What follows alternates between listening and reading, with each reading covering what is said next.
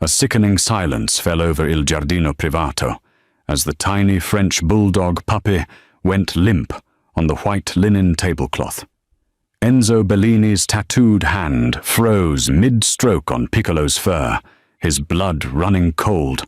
The doctor in the tuxedo pressed 2 fingers against the puppy's chest, waited, then slowly shook his head. Don Bellini. I'm sorry. He's gone. What happened?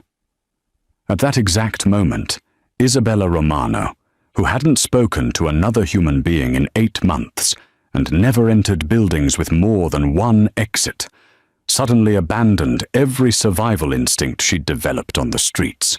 She burst through the service doors, ignoring the 3 guns that immediately trained on her chest. She just locked eyes on the puppy, her breath catching. She wasn't just seeing a dying animal. She was recognizing the exact respiratory blockage pattern she'd studied in her final semester at veterinary school, right before the cartel murdered her professor and she went into hiding. Just before we start, tell me your current time and where you are listening from. Isabella Romano had learned to make herself small, not just physically, though at 5'4" and barely 100 pounds, hunger had done most of that work, but existentially. She had mastered the art of occupying space without claiming it, of existing without being seen. The alley behind Il Giardino Privato had become her kingdom of shadows, a narrow strip of brick and dumpster where the city's forgotten could survive on the scraps of the city's elite. She pressed her back against the cold stone wall, her dark hoodie pulled low over her face, and watched the kitchen staff through the grease-stained window. It was Thursday, which meant the risotto special. By 9:30, they'd scrape at least 3 plates into the waste bin. If she timed it right, if she stayed invisible long enough, she could eat tonight. The February wind cut through the alley like a knife through silk. Isabella pulled her sleeves over her hands, the same hands that had once held scalpels with the precision of a concert pianist, that had sutured arteries and diagnosed conditions that stumped her professors. Now those hands were tools of survival, skilled only in the delicate art of dumpster diving without making noise. A burst of laughter echoed from inside the restaurant. Through the frosted glass of the dining room window, she could see them, the beautiful people in their beautiful clothes, gesturing with wine glasses that probably cost more than she used to spend on textbooks. She didn't hate them. Hate required energy she couldn't afford. But she watched them with the detached fascination of an anthropologist studying an alien species. Then she saw him. The man at the head table was impossible to miss, even from her vantage point in the alley. He sat like a king holding court, his tailored navy suit struggling to contain shoulders that looked carved from marble. Tattoos crept up from his collar, dark vines on olive skin. Even at this distance, even through the distorted glass, Isabella could feel the weight of his presence, the way everyone else in the room oriented themselves around him, like planets around a sun. And on the table in front of him, incongruous among the crystal and china, lay a puppy. Isabella's breath caught. It was a French bulldog, tiny and tan, sprawled on the white tablecloth. At first, she thought it was sleeping, but something about the way it lay triggered an alarm in the part of her brain she'd tried to shut down 8 months ago, the part that still remembered textbook diagrams and emergency protocols, the part that had cost her everything. She pressed closer to the window, her survival instincts screaming at her to move away, to stay hidden, to never draw attention. But her eyes were locked on that puppy, and her medical training was a rip current pulling her under. The puppy's chest wasn't moving right. The rise and fall was too shallow, too rapid. Its tongue, she could just make out the edge of it, was starting to show a bluish tint even in the warm restaurant lighting, and the way its legs were positioned, slightly extended, slightly rigid. "No," she whispered to no one. "No, that's not." A man in a tuxedo, a doctor. She could tell by the way he moved, the confidence of someone used to being the smartest person in the room. Bent over the puppy. He was doing what any competent physician would do. Checking for breathing, for a pulse, following the protocol, preparing to deliver bad news to the terrifying man in the navy suit. But he was wrong. Isabella's fingers curled against the cold brick. He was looking for the wrong thing. This wasn't cardiac arrest. This wasn't sudden death. The puppy's distress pattern, the specific way the muscles were contracting, the color of the mucous membranes. She'd seen this before, in a case study during her clinical rotation. A tracheal obstruction, probably from something lodged in the airway during feeding. Treatable, fixable, if someone acted fast enough, if someone knew what to look for. The doctor straightened, shaking his head. Through the glass, Isabella saw the big man's face transform, saw grief crash into fury, saw his hand slam down on the table hard enough to make the wine glasses jump, saw every person in that opulent room take an involuntary step back. And Isabella Romano, who had spent 8 months perfecting invisibility, who had sworn never to use her skills again, who knew that the moment she revealed what she could do, the cartel would find her and finish what they'd started, made a decision that would destroy her careful anonymity forever. She ran toward the service entrance, her hood falling back, her hands already moving through the muscle memory of an emergency procedure she'd performed exactly once in a cadaver lab, 3 years and a lifetime ago. The service door crashed open with a sound like a gunshot. Isabella burst into the dining room, her worn sneakers skidding on marble that probably cost more per square foot than she used to pay in monthly rent. The warmth hit her first. After hours in the February cold, the restaurant's heated air felt like walking into a wall, but she barely registered it. Her entire focus had narrowed to a single point, the motionless puppy on the white tablecloth. "Stop!" The word tore from her throat, hoarse from disuse. How long had it been since she'd spoken above a whisper? "Don't move him!" 3 men in dark suits moved with synchronized precision, hands disappearing inside their jackets. Isabella registered the movement peripherally, understood what it meant. Guns, definitely guns, but her feet kept moving forward. Survival instinct was screaming at her to run, but something older and deeper had taken control. The same thing that had made her choose veterinary medicine in the first place. The same irrational conviction that every life was worth fighting for. "He's not dead!" She reached the table, her hands already raised, palms out. "He's choking. His airway is blocked. If you don't let me help him right now, he will die. But he's not dead yet." The man in the navy suit, Enzo Bellini, though she didn't know his name yet, had gone absolutely still. His eyes, dark and bottomless as mine shafts, fixed on her face with an intensity that should have stopped her heart. This was a man who could order deaths with a nod. A man whose rage was currently radiating off him in waves that made the air feel thick and dangerous. "Who the fuck?" one of the guards started. "Wait!" Enzo's voice cut through the room like a blade. One word, barely above a speaking volume, but it carried the weight of absolute authority. Every person in the restaurant froze. He was still looking at Isabella, his expression unreadable. "You can save him?" "I can try." Isabella's hands were shaking, but her voice steadied. This she knew. This was the one thing in her shattered life she was still certain of. "But I need you to trust me for 60 seconds. Can you do that?"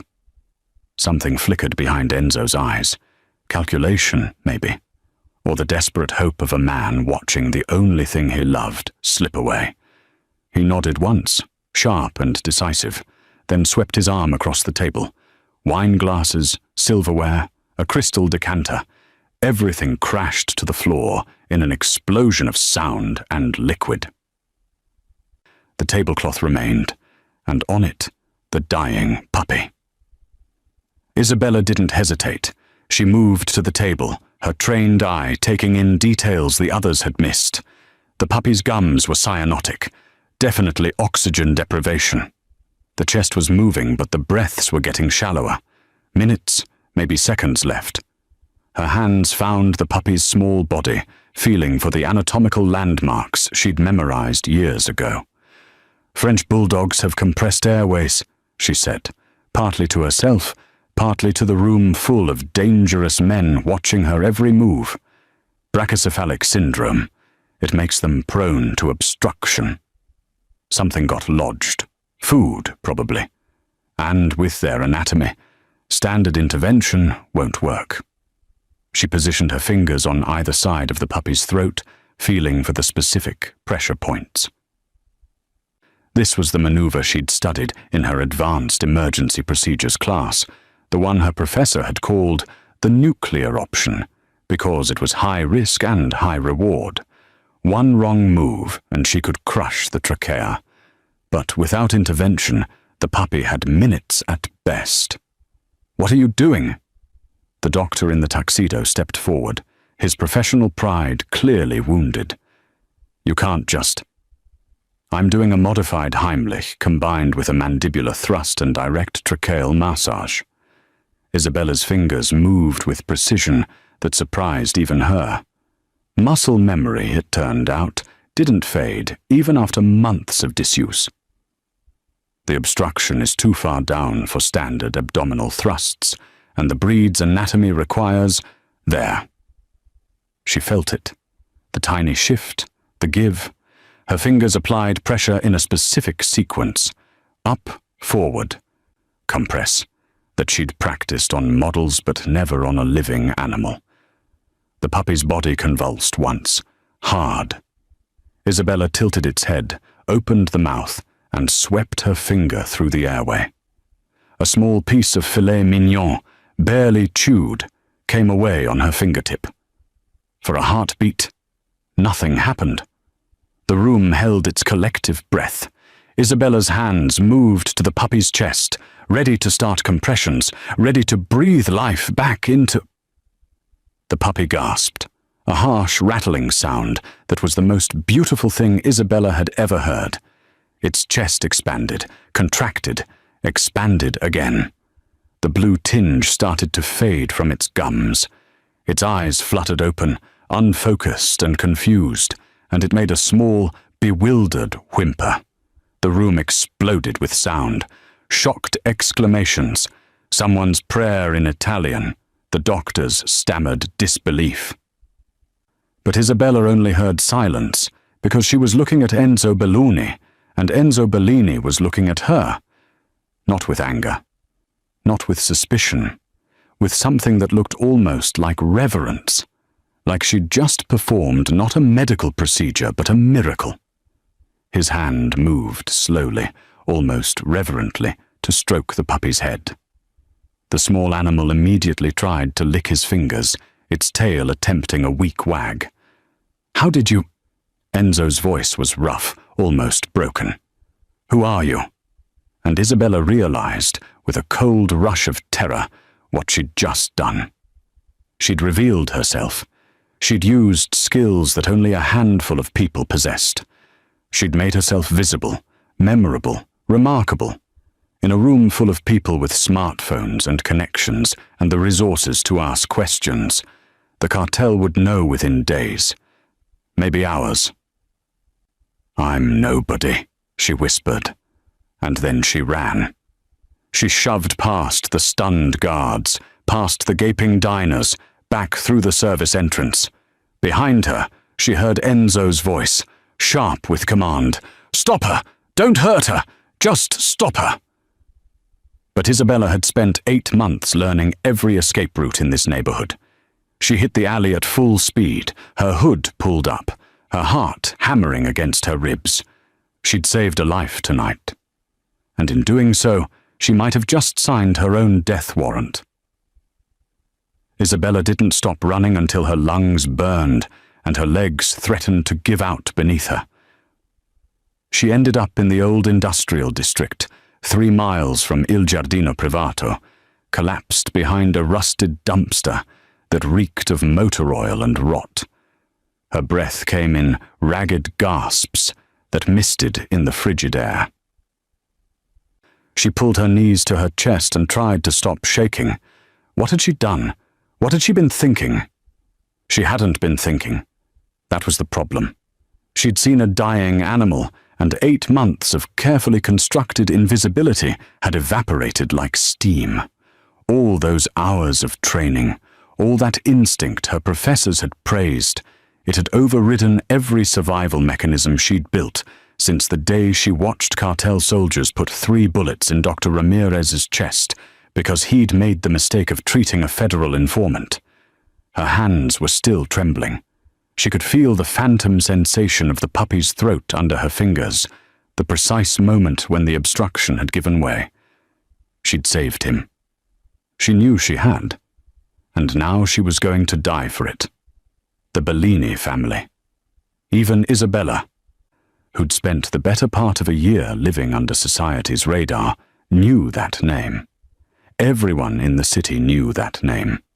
You didn't make eye contact with their soldiers on the street.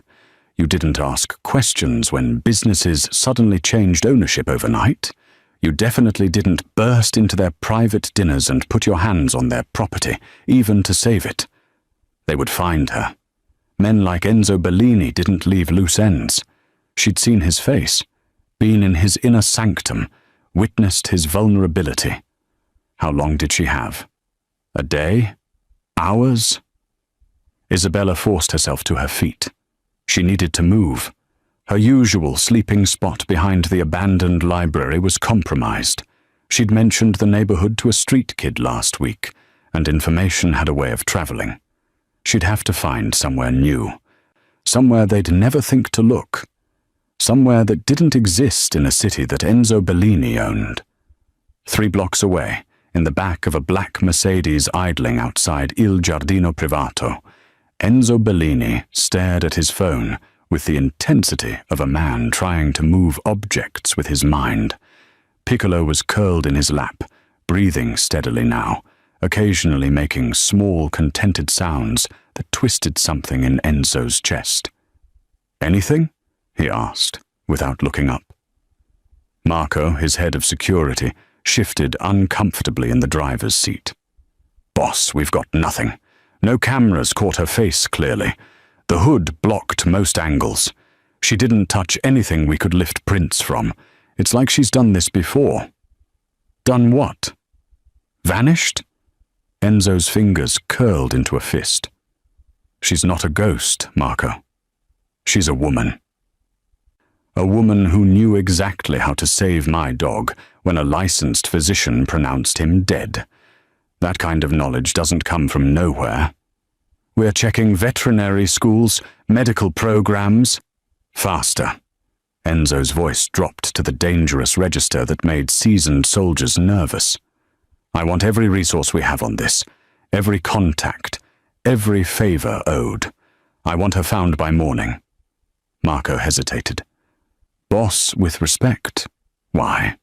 I mean, the dog's fine now. She did us a favor and left. Maybe we should just what?" Enzo looked up, and Marco immediately regretted speaking. Let her disappear? Pretend some guardian angel dropped out of the sky to perform a miracle and vanished without a word? His hand moved to stroke Piccolo's head, the gesture almost unconscious. "She saved him, Marco. When everyone else, including me, thought he was gone, she fought her way past armed guards to save him. Do you understand what that means?" Marco didn't, not really, but he nodded anyway.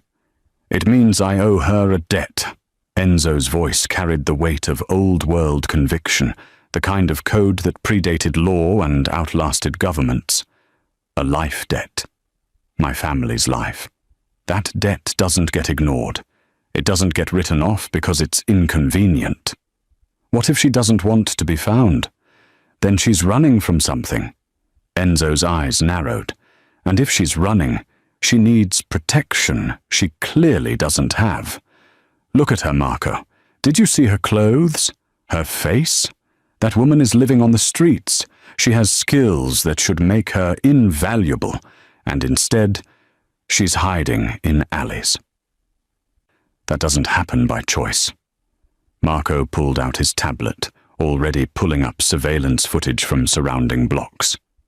I'll put the word out to our contacts in the homeless community. Someone will have seen her. Carefully, Enzo warned. I don't want her spooked. No guns, no intimidation. If anyone on our payroll so much as raises their voice at her, I'll break their jaw personally. Understood? Understood. Marco paused. What do we tell the men about why we're looking for her? Enzo was quiet for a moment, his hand still moving rhythmically over Piccolo's fur. Tell them we're looking for family, he finally said. Because that's what she became the moment she saved him. She just doesn't know it yet. By dawn, Isabella had found temporary refuge in the basement of an abandoned textile factory. She'd wedged herself between two rusted machines, her body positioned so she could see both exits. She hadn't slept. Every sound, every creak of settling metal, every skitter of rats in the walls sent adrenaline spiking through her system. When footsteps echoed in the space above her, deliberate and unhurried, she knew her time had run out. She pressed herself further into the shadows, barely breathing, her mind already calculating escape routes. The footsteps moved methodically, searching, not the frantic search of the desperate, but the patient, thorough search of professionals who had all the time in the world. We know you're here, a man's voice called out. Not threatening, almost gentle. We're not here to hurt you. Mr. Bellini wants to talk. Isabella's heart hammered against her ribs. This was it. This was how it ended. Not in a hail of cartel bullets like Dr. Ramirez, but in a cold factory basement at the hands of the Mafia. She'd saved their boss's dog, and now they were going to make sure she never told anyone what she'd seen. The footsteps grew closer. Isabella's hand closed around the length of rusted pipe she'd positioned beside her hours earlier. If they were going to kill her, she wouldn't make it easy. Her body was weak from months of malnutrition, but desperation had a way of finding strength that didn't show up on a scale. The footsteps stopped directly above her hiding spot. A beam of light cut through the darkness, sweeping across the machinery. Isabella held her breath, counting seconds. 5, 10, 15. Miss, please. The voice was closer now, right at the top of the stairs leading down to the basement level. Mr. Y. Bellini sent us to bring you to him. He wants to thank you for saving Piccolo. Thank her. Right, the same way the cartel had wanted to thank Dr. Ramirez for his discretion.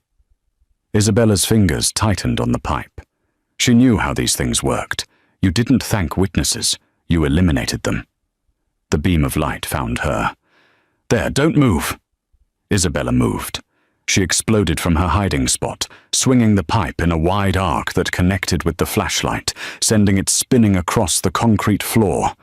In the sudden darkness, she heard the man curse, heard the rustle of other bodies converging, at least 3 of them. Maybe more. She ran for the east exit, the one she'd scouted earlier that led to a service tunnel. A hand grabbed her jacket, and she twisted, bringing the pipe down hard. The man grunted, and his grip loosened. She was smaller, weaker, but she'd spent 8 months learning to fight like a cornered animal, all teeth and unexpected angles. Jesus, Marco, she's got a weapon. Don't hurt her. Boss's orders. The hesitation in their voices gave Isabella another 3 seconds. She made it to the doorway before someone's arm locked around her waist from behind, lifting her off the ground. She drove her elbow back hard, aiming for ribs, for throat, for anything soft. The man holding her grunted, but didn't let go. "Stop fighting!" His voice was strained. "We're not going to hurt you." "Liar!" Isabella's voice broke. She was crying now, tears of rage and terror streaming down her face. "You're going to kill me because I saw too much, because I'm a loose end. Nobody's killing anybody." A new voice, commanding and achingly familiar, cut through the chaos. "Put her down, Sal. Gently." The arms around Isabella's waist loosened, and she stumbled forward, still clutching the pipe, spinning to face her attackers. 4 men in dark suits, looking distinctly worse for wear, one holding his ribs, another with a split lip, and standing in the doorway, backlit by the early morning sun, was Enzo Bellini. He looked different in daylight, still massive, still dangerous, but somehow more real, less like a nightmare and more like a man.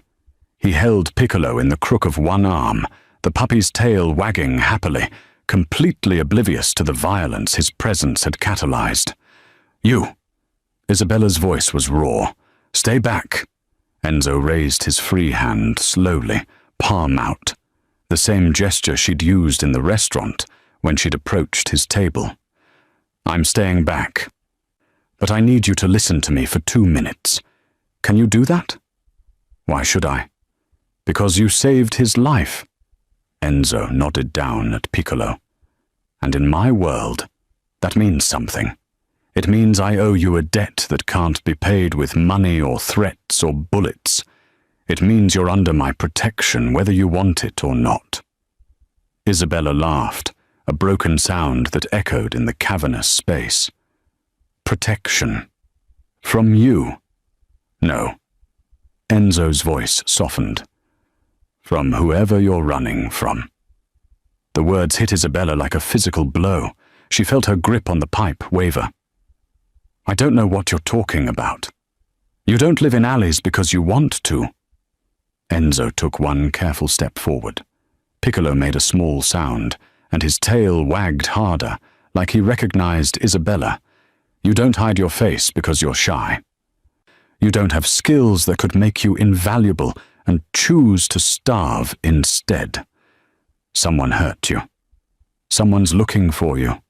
And you've been running so long you've forgotten there's any other option. You don't know anything about me. I know you're a veterinarian, or you were training to be one." Another step. His men stayed back, watching their boss with expressions of mingled concern and confusion. "I know you're educated, skilled, and desperate enough to risk your life for a stranger's dog. I know you're alone. And I know that whatever you're running from, it's bad enough that even the Mafia looks like a better option than going back." Isabella's back hit the wall. She had nowhere left to retreat. "What do you want from me?" "A week." Enzo stopped walking, leaving 10 feet of space between them. "Live in my guest house. Monitor Piccolo, make sure he's fully recovered. In exchange, I'll pay you $10,000 and guarantee your safety. After 7 days, if you want to leave, you leave. No strings, no obligations. But you leave with resources you don't have now. And if I say no, then you walk out of here right now, and I'll never bother you again." Enzo's expression was unreadable. "But those men who are looking for you, they'll find you eventually. You know they will. You can't hide forever on empty pockets and luck." Isabella wanted to argue, wanted to tell him that she'd managed fine for 8 months, that she didn't need his help or his money or his protection, but her body was shaking from exhaustion and adrenaline crash, and the pipe felt impossibly heavy in her hands. "1 week," she heard herself say. "And I sleep with the door locked. The entire guest house is yours, locks on every door, windows, whatever you need." Enzo's shoulders relaxed fractionally. You have my word. Nobody touches you. Nobody bothers you. You're there to take care of the dog, nothing else. Why? The question came out as barely a whisper. Why do you care this much about a debt? Enzo looked down at Piccolo, and something in his expression cracked. Because he's the only thing in my life that loves me without fear, he said quietly. And you gave him back to me when everyone else said he was gone. That's not a debt I take lightly. He turned toward the door, then paused. There's a car outside. Clean clothes, food, whatever you need. My men will give you space, but they'll get you settled. Think of this as a job if it helps. 7 days of work for $10,000. Best paying gig you'll ever have. Isabella watched him walk away, Piccolo's head resting contentedly on his shoulder. The 4 men who'd cornered her were already retreating, one of them still rubbing his ribs where she'd hit him. She should run. Every instinct screamed at her to drop the pipe and sprint for the exit before this became a trap she couldn't escape. Instead, she followed them into the sunlight. The guest house was larger than any apartment Isabella had ever lived in, including the one she'd shared with 2 roommates during her veterinary program. Floor-to-ceiling windows overlooked manicured gardens that probably required a full-time staff. The furniture looked like it belonged in a magazine spread, all clean lines and expensive fabrics that Isabella was terrified to touch with her still dirty hands. She stood in the doorway for a full minute, unable to make herself step inside. This couldn't be real. Any moment now someone would laugh and tell her the actual accommodations were the gardening shed out back. But Enzo's driver, a quiet man named Vincent, who'd carefully avoided looking at the bruise forming on his jaw from where she'd hit him, simply set her bag down in the entryway and gestured inside. Bathrooms through there, kitchen stocked. Mr. Bellini will bring Piccolo by this evening for the first examination. He paused at the door. For what it's worth, miss, none of us have ever seen the boss like this. You really did something extraordinary. Then he was gone. And Isabella was alone, with more luxury than she'd experienced in 8 months of survival. She walked slowly through the space, touching things tentatively, half convinced they'd dissolve under her fingers. A king-sized bed, with sheets that probably cost more than her first car. A bathroom with a shower that had 6 different heads, and controls that looked like they belonged on a spaceship. A refrigerator full of actual food, not scraps, not garbage, but fresh fruit and vegetables and cheeses she couldn't even pronounce. She broke down crying in front of the open refrigerator, her body racking with sobs she'd held back for months. When the tears finally stopped, she peeled off her filthy clothes, stepped into the shower, and stood under water hot enough to hurt until her skin turned red and the dirt of 8 months swirled down the drain. Enzo arrived precisely at 7, Piccolo trotting beside him on a leather leash that probably cost more than Isabella's entire veterinary school wardrobe. She'd dressed in the clothes they'd provided, simple jeans and a sweater that actually fit, and pulled her damp hair into a ponytail. She felt almost human again, almost herself. "How's he been?" she asked, kneeling down to let Piccolo sniff her hand. The puppy's tail went into overdrive, his entire rear end wiggling with enthusiasm. "Good. Better than good, actually." Enzo watched her with that same intense focus from the restaurant. "He's been more energetic than I've seen him in weeks." Isabella ran her hands over Piccolo's body, checking for any residual trauma from the choking incident. His breathing sounded clear. Heart rate was good. She lifted his lip to check his gums, pink and healthy. But something nagged at her, a detail from the restaurant that she'd filed away in the chaos. "What do you feed him?" she asked. Enzo blinked, clearly not expecting the question. "The best. Filet mignon, usually. Sometimes salmon. Fresh food, nothing processed. Only the finest. You're poisoning him." The words came out harsher than Isabella intended. In her peripheral vision, she saw Marco, who'd followed Enzo in and positioned himself near the door, stiffen. You didn't tell Enzo Bellini he was doing something wrong. Not if you valued your continued existence. But Isabella was looking at Piccolo, at the slight redness around his eyes, the faint irritation on his skin that she'd initially attributed to the choking trauma. Look at his coat. See how it's a little dull right here? And the skin underneath? That's inflammation. He's having an allergic reaction. To what? Enzo's voice was carefully controlled. To the rich food you're giving him. Isabella sat back on her heels, meeting his eyes. French bulldogs are prone to food sensitivities. Their digestive systems can't handle the fat content in filet mignon and salmon. It causes chronic inflammation, which weakens their immune system, which makes them susceptible to exactly the kind of crisis we had at the restaurant. Enzo stared at her. Marco looked like he was watching a car accident in slow motion. "You're telling me," Enzo said slowly, "that I nearly killed my dog by feeding him too well. I'm telling you that what's good for humans isn't always good for dogs. He needs a specialized diet. High quality, yes, but formulated for his breed's specific needs. Limited ingredient, probably a novel protein source like duck or venison. No table scraps, no matter how expensive." The silence stretched. Isabella realized she was still on her knees on the floor, scolding a Mafia boss in his own guest house about his dog food choices. This was it. This was where he'd realized what a mistake he'd made bringing her here, where the fairy tale ended and reality reasserted itself. Then Enzo laughed. Not a polite chuckle, but a full, genuine laugh that transformed his entire face. "Marco, are you hearing this? She just called me an idiot." "I didn't," Isabella started. "You did.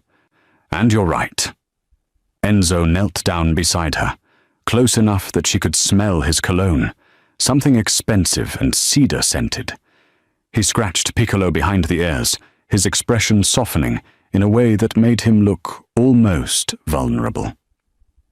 "I've been making him sick, trying to show him I care. What kind of diet does he need?" Isabella blinked, thrown by the complete lack of ego in the question. "I can write up a plan. There are prescription foods that would work, or I can design a home-cooked diet, if you prefer. It'll take a few weeks to transition him fully, but you should see improvement in whatever you think is best." Enzo stood, offering her his hand to help her up. She took it hesitantly, surprised by the warmth of his palm, the careful way he pulled her to her feet without using too much force. "You're the expert." "I'm just the idiot who's been feeding him steak." Marco coughed something that might have been a suppressed laugh. Enzo shot him a look that promised retribution later, but there was no real heat in it. "I'll need to examine him daily for the first few days," Isabella said, trying to regain her professional composure. "Monitor his response to the diet change. Check for any complications from the choking incident. And he should see a veterinary specialist for a full workup. I can recommend someone if you're the specialist." Enzo's tone left no room for argument. "You saved him when a licensed doctor said he was dead. You diagnosed a problem I've been throwing money at for months in under 5 minutes. As far as I'm concerned, you're the only person I trust with him." Isabella felt something shift in her chest. Trust. When was the last time anyone had trusted her? When was the last time she'd trusted herself? "Okay," she said quietly. "I'll take care of him." Enzo nodded, then headed for the door. Marco followed, but Enzo paused at the threshold. "Isabella?" It was the first time he'd used her name. "Thank you for being honest with me. Most people in my life are too afraid to tell me when I'm wrong." "That sounds lonely," Isabella said, before she could stop herself. Something flickered in Enzo's expression. Surprise, maybe, or recognition. "It is," he admitted. Then he was gone, leaving Isabella alone with Piccolo, who had curled up on her feet and was already falling asleep. She looked down at the puppy, at this tiny creature that had somehow become the bridge between her old life and whatever this new one was becoming. Outside the window, the sun was setting over the Bellini estate, painting everything in shades of gold and amber. For the first time in 8 months, Isabella felt something she'd almost forgotten existed. Hope. 3 days into her stay at the Bellini estate, Isabella was examining Piccolo in the main house when Marco dropped a book. It was nothing, just a leather-bound ledger that slipped from the side table and hit the marble floor with a sharp crack. But Isabella was on her feet and halfway to the door before her conscious mind registered what had happened, her body coiled tight, ready to run. She froze when she realized what she'd done. Marco was staring at her, his hand still extended from where he'd reached to catch the falling book. Enzo, seated in his chair with Piccolo on his lap, had gone very still. "Sorry," Isabella said, forcing herself to walk back to where she'd been kneeling. Her hands were shaking. "Sorry, When did it start?" Enzo's voice was quiet, but there was steel underneath. Not anger, something sharper. Recognition. "When did what start?" "The running." He watched her with those dark, calculating eyes. "I've seen it before. Men who came back from war with their nerves shot. Can't handle sudden movements, loud noises. They're always looking for exits, always ready to bolt." He paused. "You do that. Every room you enter, you clock the exits first. You never sit with your back to a door. And just now, that wasn't surprise. That was training." Isabella's throat felt tight. "I don't know what you mean." "You flinch when people move too fast. You barely eat, even with a full kitchen. You don't sleep. I've seen the lights on in the guest house at 3 in the morning." Enzo set Piccolo gently on the floor, his full attention now on Isabella. "Someone hurt you? Or someone's trying to? I should go." Isabella stood, looking for her bag. "Piccolo's doing well on the new diet. The inflammation is already decreasing. You don't really need me to—" "Sit down." It wasn't a request. Isabella found herself sinking back into her chair, her heart hammering against her ribs. This was it. He'd dig, he'd find out, and then she'd be exposed. The cartel would know where she was. Everything she'd sacrificed, everyone she'd lost, would be for nothing. Enzo stood and walked to a cabinet, pulling out a bottle of amber liquid and 2 glasses. He poured generous measures into both, then handed one to Isabella. "Drink. You look like you're about to pass out." She took the glass with trembling hands. The whiskey burned going down, but it did steady her nerves fractionally. "I had Marco do some research," Enzo said, settling back into his chair. His tone was conversational, but Isabella could hear the weight behind each word. "Wasn't hard, actually. We know you have veterinary training. That much was obvious. So Marco started checking veterinary programs in the region, looking for students who disappeared in the last year or 2. Cross-referenced with missing persons reports, unsolved cases, anything that might explain why someone with your skills would be living in an alley." Isabella's fingers tightened on the glass. "You had no right." "Isabella Moria Romano," Enzo continued as if she hadn't spoken. "Top of your class at Metro State Veterinary School, published 2 papers before you even graduated. Your professors called you a prodigy. You were being recruited by the best animal hospitals in 3 states. He leaned forward. "And then 8 months ago, you vanished. No forwarding address. No contact with family or friends. Just gone, like you never existed. Stop." The word came out as barely a whisper. "The same week you disappeared," Enzo said, his voice gentler now. "A veterinary professor named Dr. Miguel Ramirez was murdered. 3 shots to the chest, execution style, in the parking lot of his clinic. The police called it a robbery, but we both know it wasn't." Isabella's hands were shaking so badly now that whiskey sloshed over the rim of her glass. Enzo reached out slowly, telegraphing the movement, and took the glass from her before she could drop it. "Dr. Ramirez treated a dog that belonged to a federal informant," Enzo continued. "A man who was going to testify against the Los Santos cartel. The feds thought they were being clever, using a civilian vet instead of going through official channels. But the cartel found out, and they made an example. I was there." The words tore out of Isabella before she could stop them.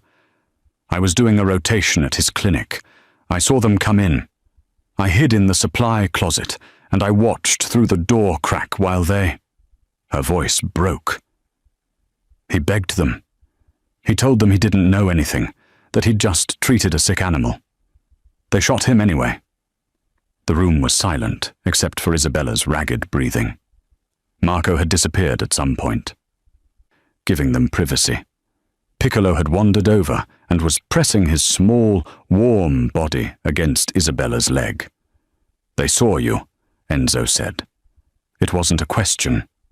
"One of them, when they were leaving, he looked back, and our eyes met through the crack in the door. Just for a second, but it was enough." Isabella's hands moved to her face, covering her eyes. "I ran. I grabbed my backpack and I ran, and I didn't stop. I emptied my bank account, $300, and I've been moving ever since. Different neighborhoods, different alleys, never staying anywhere more than a few nights, never using my real name, never, ever using my skills, because I knew that if they found out I was still alive, they'd come for me too. Los Santos," Enzo's voice had gone cold. "They're vicious. They don't leave witnesses." "I know." Isabella lowered her hands, meeting his eyes. "That's why I can't stay here. If they find out where I am, if they connect me to you, I won't be responsible for bringing that war to your doorstep." Enzo was quiet for a long moment, his expression unreadable. Then he did something Isabella didn't expect. He smiled. Not a pleasant smile, a predator's smile, all teeth and promise. "Isabella, I don't think you understand how this works." He leaned back in his chair, completely relaxed. "The Los Santos cartel operates on my sufferance in this city. They pay tribute to move their product through my territory. They ask permission before they conduct business. They are, in the grand scheme of things, small fish in a very large pond. They killed Dr. Ramirez in broad daylight, because he wasn't under anyone's protection." Enzo's eyes locked onto hers. "But you are. You saved Piccolo, which means you're La Familia. And La Familia doesn't bow to cartels or feds or anyone else who thinks they can operate in my city without consequences." Isabella shook her head. "You don't understand what you're saying.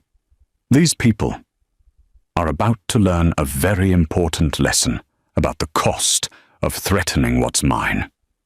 Enzo stood, walking to his desk. He pulled out his phone and made a call. "Marco, I need information on every Los Santos operation in the city, every location, every soldier, every dollar they make on my streets. And I need it by morning." He hung up and turned back to Isabella, who was staring at him in disbelief. "You can't," she said. "You can't go to war with the cartel because of me. That's insane." "I'm not going to war." Enzo's smile widened. "I'm going to send a message. There's a difference." The call came at 2 in the morning. Isabella was awake, as usual, curled up in the oversized armchair by the window, with a veterinary journal she'd found in the guest house library. Piccolo was sleeping on her lap, his small body warm and trusting. She'd been reading the same paragraph for 20 minutes, her mind too restless to focus, when her burner phone, one of 3 Enzo had insisted she carry, buzzed with a text. It was from Marco. Boss is in Philadelphia until tomorrow night. Meeting ran late. Estate security is doubled. You're safe. Isabella stared at the message, trying to identify why it made her stomach clench with unease. Enzo had told her about the trip yesterday, had apologized for leaving her alone, had assured her that his men would die before they let anyone touch her. She believed him. She did.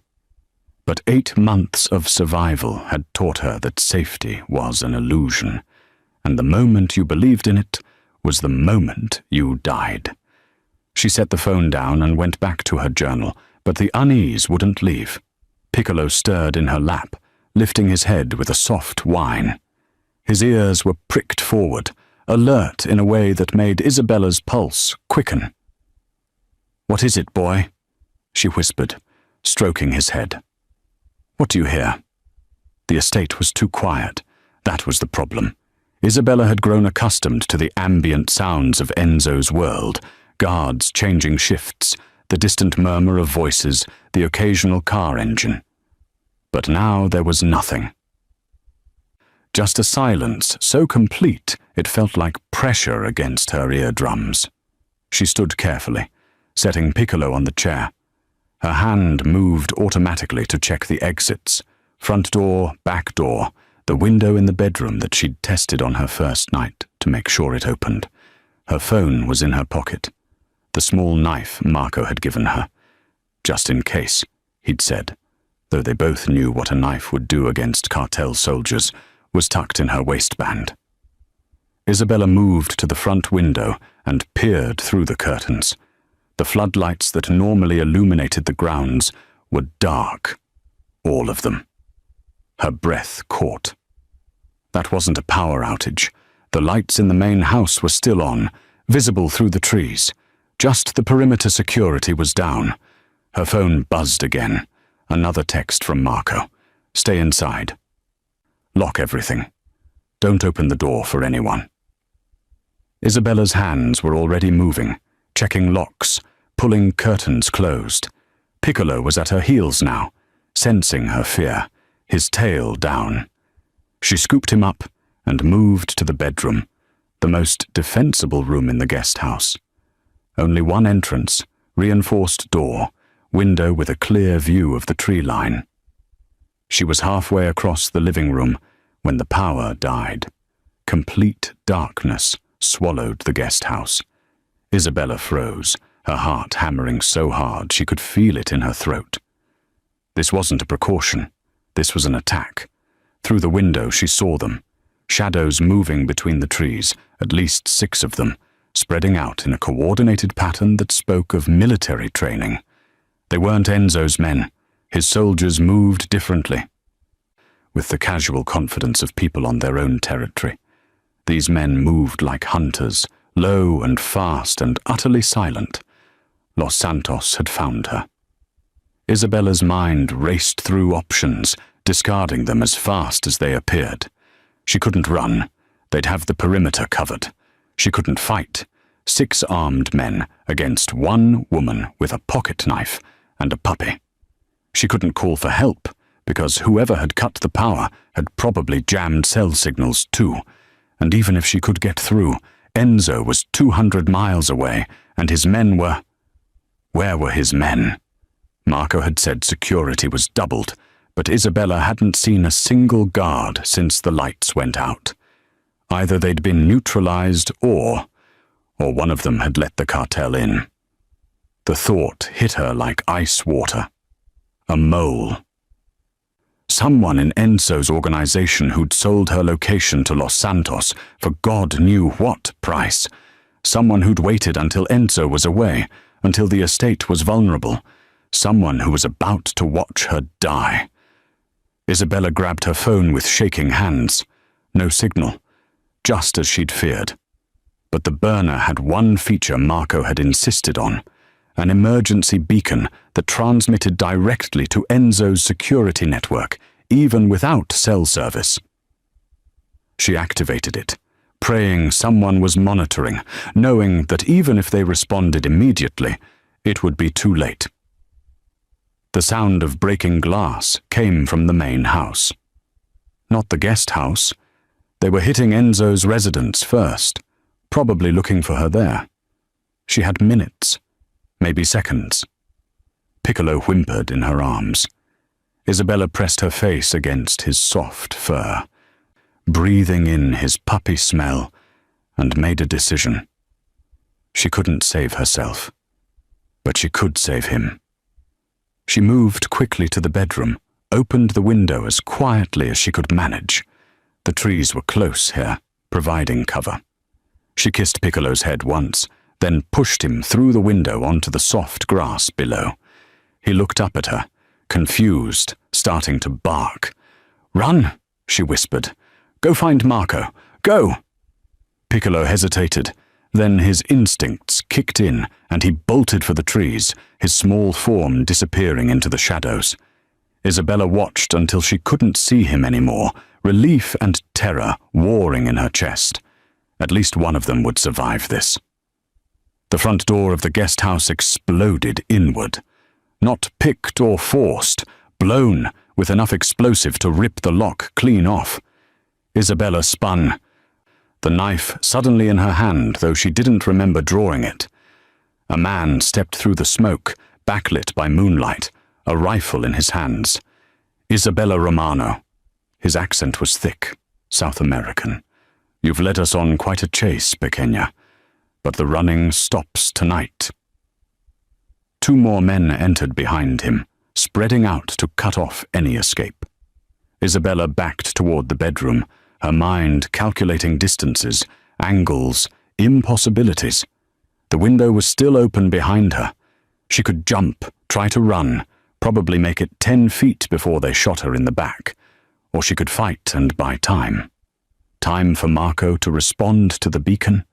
Time for Enzo to somehow materialize out of thin air and save her.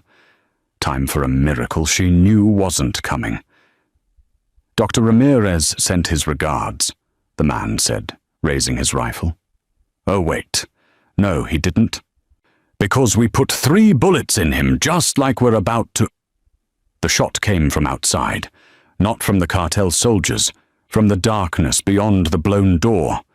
The lead man jerked and fell, a red bloom spreading across his chest. His companions dove for cover as more shots rang out, precise and professional. Through the doorway, backlit by muzzle flash, Isabella saw Marco. Not alone, at least a dozen of Enzo's soldiers, moving with lethal efficiency. The firefight was brief and brutal. When it ended, 3 cartel soldiers lay dead, and the others had scattered into the night. Marco appeared in the bedroom doorway, his face grim. "Are you hurt?" Isabella shook her head, unable to speak. The knife fell from her numb fingers. "The mole was Sal," Marco said quietly. "He cut the power, jammed the signals, told Los Santos when the boss would be away. He's been feeding them information for weeks." His jaw tightened. "He won't be doing that anymore." "Enzo," Isabella managed, "is on his way. Should be here in 2 hours." Marco holstered his weapon. "But Isabella, you need to understand something. This isn't over. If Los Santos is willing to attack the Bellini estate, to plant a mole in our organization, they want you dead bad enough to risk everything." Isabella slumped against the wall, her legs finally giving out. "I know." "The boss is going to finish this," Marco said. "One way or another. This ends now." Enzo's phone rang while he was still an hour outside the city. Marco's voice came through the speaker, tight with controlled urgency. "Boss, we've got a situation. Los Santos hit the estate. Isabella's secure for now. But they're regrouping. I'm counting at least 20 hostiles in the woods surrounding the property. They're not leaving without her." The speedometer on Enzo's Maserati climbed past 90. How many men do we have? 12 that I trust completely. Maybe 8 more if I call in the outer crews, but that's 15 minutes minimum. A pause. Boss, they have RPGs. They're not playing anymore. This is a full military assault. Enzo's hands tightened on the steering wheel until his knuckles went white. Where is she? I moved her to the library in the main house. Reinforced walls, steel door, only one entrance. She's got Piccolo with her. I posted 4 men outside. But if they breach the perimeter, they won't. Enzo's voice dropped to the register that made seasoned killers nervous. Hold them off for 45 minutes. I'm coming! He disconnected and pushed the accelerator to the floor. The engine screamed as the speedometer hit 120. Trees blurred past in the darkness. Enzo's mind was already calculating trajectories, weaknesses, the fastest way to end this. Los Santos wanted a war.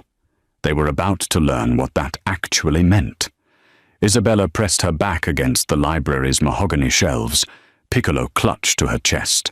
The puppy was shaking, picking up on her terror, occasionally whimpering when the sound of gunfire echoed from outside. The library was exactly as Marco described, a fortress disguised as a reading room. But Isabella knew that any fortress could be breached given enough time and firepower. The steel door was locked from the inside. Marco had shoved a phone into her hand before sealing her in. You don't open this door for anyone except me or the boss. I don't care what you hear. You stay put. That had been 20 minutes ago. Since then, the sounds of combat had grown steadily closer. Automatic weapons fire, explosions that rattled the windows, shouted orders in Spanish and English, men screaming. Isabella tried not to think about what the screaming meant, tried not to imagine Marco or Vincent or any of Enzo's other soldiers lying dead in the gardens. An explosion, bigger than the others, shook the entire house. Books tumbled from shelves. A crack appeared in the window. Piccolo yelped, and Isabella held him tighter, her lips moving in prayers she'd abandoned years ago. Please, she whispered to the empty room. Please let him get here in time. The gunfire outside reached a crescendo, then suddenly died away. The silence was worse than the noise. Isabella stared at the door, her heart hammering. This was it. They'd broken through. Marco's men were dead or scattered. The cartel was coming for her, and there was nowhere left to run. Footsteps in the hallway, multiple sets, moving with purpose. A voice in Spanish. La biblioteca. She's in the library. Someone tried the door handle. When it didn't open, they stepped back. Isabella knew what came next. She grabbed Piccolo and dove behind Enzo's massive desk, just as the explosion blew the steel door off its hinges. The blast was deafening. Smoke and debris filled the room. Through the ringing in her ears, Isabella heard boots on marble. Men entering the library. She pressed herself smaller behind the desk, one hand over Piccolo's muzzle to keep him quiet, the other clutching the useless pocket knife. Isabella Romano. The voice was cultured, almost gentle, different from the soldiers. This was someone in charge. There's no point hiding. My men have thermal imaging. We can see exactly where you are. A red dot appeared on the desk above Isabella's head. She closed her eyes. This was how it ended. Not in an alley like she'd always imagined, but in a library, surrounded by books, holding a puppy. There were worse deaths. Then she heard it. A sound that didn't belong. The roar of an engine coming from outside, getting rapidly closer. Her eyes snapped open. What the? One of the cartel soldiers started. The wall exploded, not from explosives, from impact. Enzo's Maserati came through the exterior wall of the library like a missile, scattering brick and plaster and men. The car was a mangled wreck, steam pouring from the crumpled hood, but the driver's door flew open and Enzo emerged with a gun in each hand. He didn't hesitate, didn't pause to assess, just started shooting with the precision of a man who'd been killing since before Isabella was born. The cartel soldiers scattered, returning fire, but they'd been caught completely off guard. Enzo moved like violence personified, using the wrecked car as cover, his movements economical and brutally efficient. Marco and the remaining Bellini soldiers poured through the hole in the wall behind him, turning the library into a kill box. The firefight lasted maybe 30 seconds. When it ended, 6 cartel soldiers lay dead and the rest had retreated. Enzo vaulted over his destroyed desk and dropped to his knees beside Isabella. His hands moved over her frantically, checking for injuries, his face twisted with something that looked like agony. "Are you hurt? Did they touch you? Isabella, talk to me. I'm okay." Her voice came out surprisingly steady. "We're both okay." Enzo's shoulders sagged with relief. Then he pulled her against his chest, one arm around her, the other reaching down to stroke Piccolo's head. Isabella could feel his heart hammering against her cheek, could feel the tremor in his hands that he was trying to hide. "I'm sorry," he said into her hair. "I should have been here. I should have protected you better. This is my fault." "You drove through a wall." Isabella pulled back to look at him. His face was cut from flying glass, his knuckles bloody. He looked half feral with rage and fear. "You literally drove through a wall to get to me." "I would have driven through 10 walls." His hands cupped her face. "Don't you understand? You're not just some debt to be repaid. You're—" An explosion outside cut him off. Marco appeared in the doorway, his expression grim. "Boss, they've got reinforcements. At least 30 more coming up the access road. We're outnumbered 3-1. Enzo stood, pulling Isabella up with him, keeping her behind him. "Then we even the odds. Marco, get our heavy weapons. Call in every crew we have within 50 miles. I want 100 soldiers here in the next 20 minutes. Boss, that's a war." "Yes." Enzo's smile was terrifying. They wanted one. Now they've got one. But this doesn't end with retreat or negotiation. Los Santos cartel made a fatal mistake when they attacked my home and threatened my family. Tonight, we finish this. Permanently. He turned to Isabella, his expression softening fractionally. "Stay in here, behind the desk. Don't come out no matter what you hear. Enzo, I will burn this city to ash before I let them touch you again." He kissed her forehead, quick and fierce. Then he was gone. Isabella sank back behind the desk. Piccolo pressed against her chest and listened to the sound of war erupting outside. Through the gaping hole in the wall, she could see muzzle flashes lighting up the night sky. The Bellini estate had become a battlefield, and at its center stood a man who'd just declared total war on an entire cartel, all because she'd saved his puppy. The sun rose over the Bellini estate 6 hours later, illuminating a landscape transformed by violence. Smoke still drifted from burning vehicles, scattered across the grounds. Emergency crews moved between the wreckage, their movements efficient and silent. The local police had arrived, taken one look at the carnage, and quietly left when Marco explained that this was family business. Everyone in the city understood what that meant. Isabella sat on the stone steps of the main house, a blanket wrapped around her shoulders, watching the cleanup with numb detachment. Piccolo was asleep in her lap, exhausted from the night's terror. She'd counted 17 bodies being carried away in black bags. She tried not to think about how many of them had come looking for her specifically. How many families would wake up this morning, missing someone, because she'd been foolish enough to save a puppy in a restaurant. Enzo emerged from the house, his shirt torn and blood-stained, a bandage wrapped around his left arm. He'd been coordinating with his soldiers, making calls to contacts throughout the city, ensuring that every remaining Los Santos operative knew exactly what happened to organizations that threatened the Bellini family. Isabella had heard parts of those conversations. They'd been delivered in the same calm, measured tone he used when discussing Piccolo's diet. But the words themselves had been terrifying. He lowered himself onto the step beside her, close enough that their shoulders touched. For a long moment, neither of them spoke. They just watched the sun climb higher, turning the smoke golden.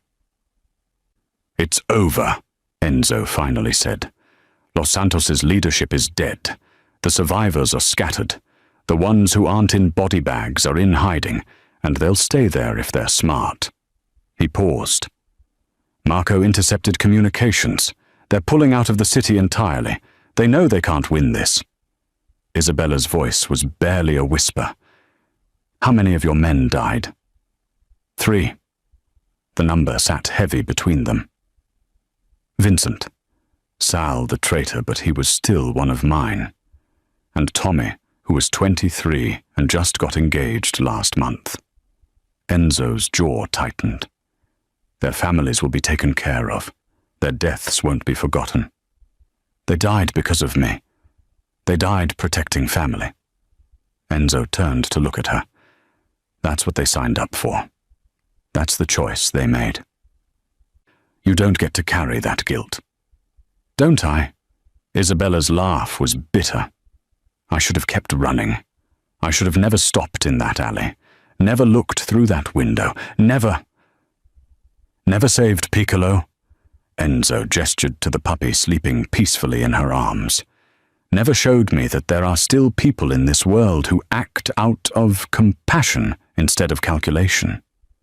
Never reminded me what it feels like to care about something beyond power and territory." Isabella didn't answer.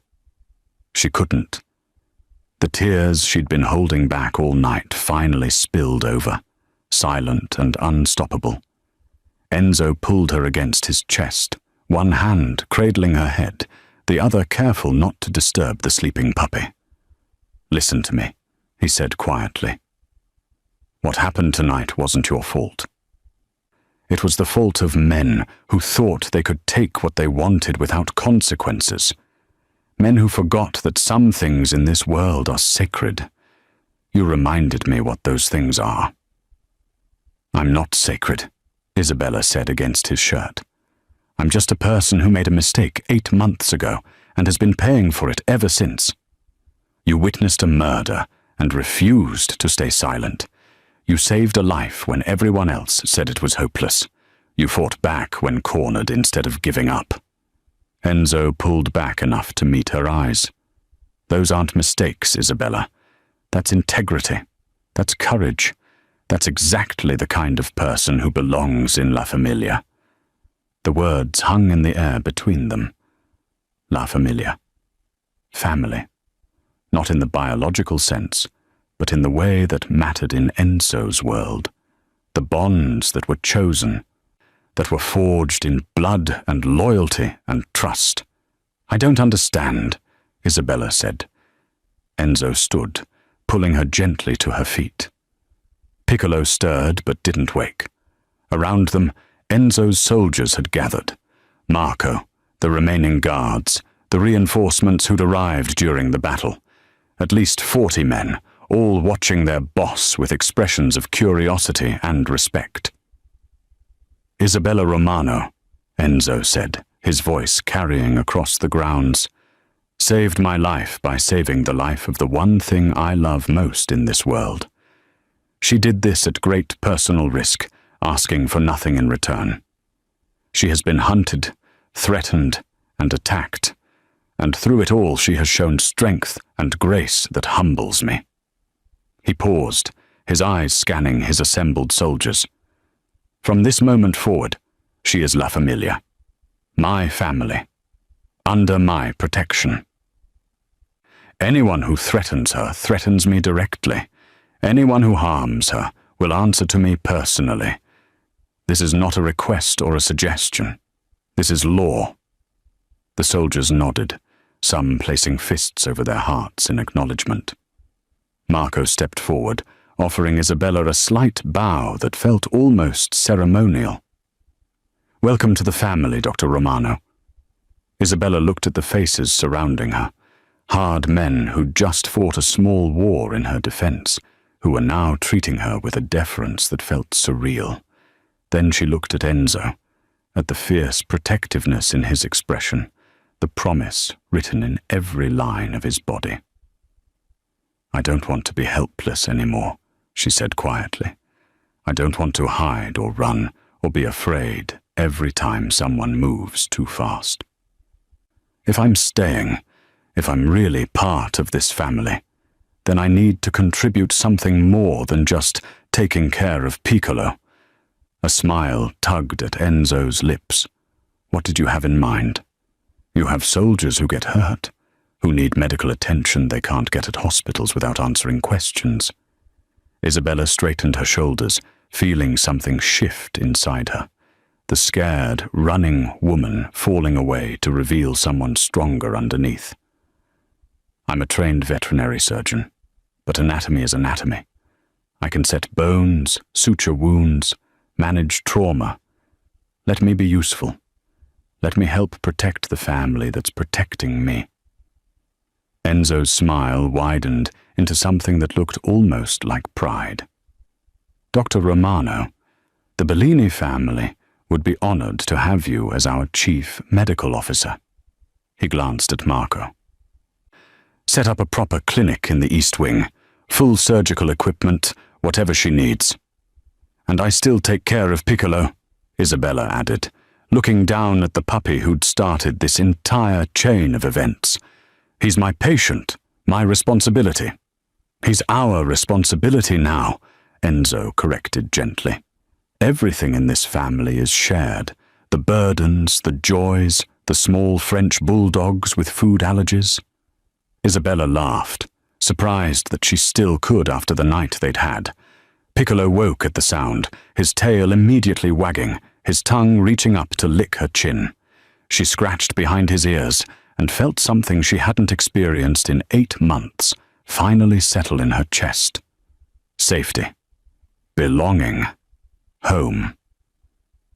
The morning sun continued its climb, burning away the last of the smoke, revealing the Bellini estate in all its scarred but standing glory.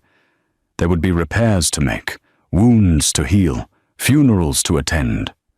But for the first time since she'd watched Dr. Ramirez die, Isabella Romano wasn't thinking about what came next with fear. She was thinking about it with hope. Sometimes salvation comes from the most unexpected places, not from running away from our fears, but from the courage to act with compassion even when it puts us at risk. Isabella learned that the things we love most are worth fighting for, that family isn't always about blood, but about the people who choose to stand beside us when the world turns dark. And sometimes, the smallest acts of kindness, saving a puppy, showing mercy, refusing to let fear make us cruel, can change not just our own lives, but the lives of everyone around us. If this story moved you, please like, subscribe, and leave a comment below about what the word family means to you. Your support helps us bring more stories of courage, redemption, and unexpected connections to life. What story should we tell next?